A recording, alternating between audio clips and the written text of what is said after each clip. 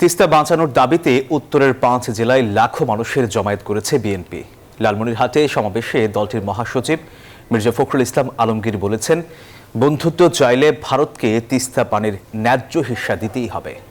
সমাবেশে অন্য নেতারা বলেন, সীমান্ত হত্যা বন্ধ করার পাশাপাশি পারস্পরিক সম্মান ও ন্যায্যতার ভিত্তিতে ভারতের সাথে সম্পর্ক চায় বাংলাদেশ। সাইফুল ইসলামের রিপোর্টে দেখুন বিস্তারিত।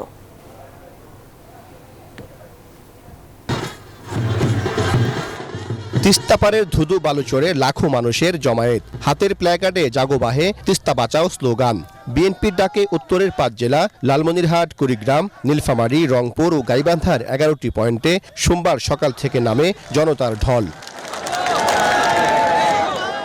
গণজমায়েত সমাবেশ কর্মসূচিতে অংশ নেন নানা শ্রেণী পেশার মানুষ।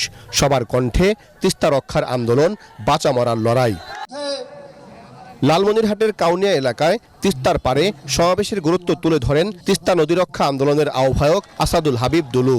আমরা যারা তিস্তা পারের মানুষ, ভাগ্যহত মানুষ, বৈষম্য শিকার হয়েছি, পানির উন্নয়নের আমরা এখন ঐক্যবদ্ধ হয়েছি। সে কারণে আজকে ৫ জেলার ১১টি স্থানে লক্ষ লক্ষ মানুষ জমায়েত হয়েছে। তারা বলে জাগো বাহে।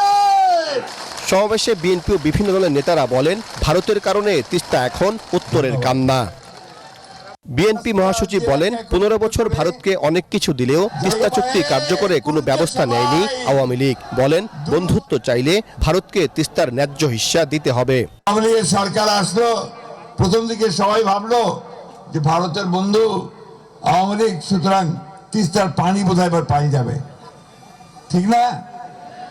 নবডঙ্ক ১৫ বছরে বাংলাদেশ থেকে বেঁচে দিছে, তিস্তার এক ফোঁটা পানি আনতে পারে নাই। ভারতকে পরিষ্কার করে বলতে চাই, আগেও বলেছি এখনো বলছি, বাংলাদেশের মানুষের সঙ্গে যে বন্ধুত্ব করতে চান তাহলে আগে তিস্তার পানি দেন।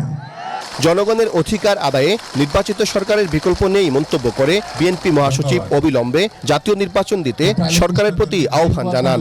আমার ভাই না খেয়ে নদী ভাঙনে শুকিয়ে যাবে, মরে যাবে, ধ্বংস হয়ে যাবে, আমার পানি তারা নিয়ে নেবে, এটা হতে পারে? হতে পারে? হতে পারে?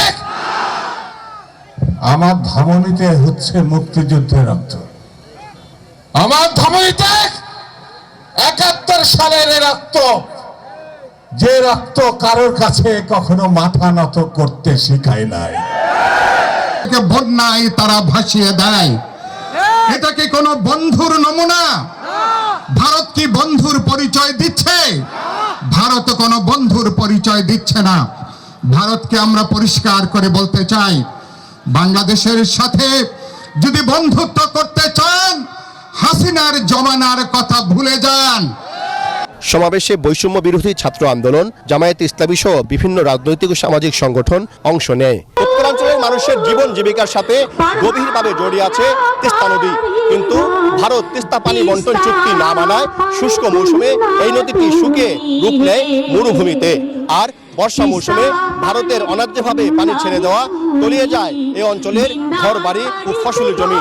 এমন বাস্তবতায় তিস্তা নদীর পানির ন্যায্য হিস্সা আদায় এবং তিস্তা মহাকল্পনা বাস্তবায়নের দাবি জানিয়েছেন তিস্তা পারের সর্বস্তরের মানুষ।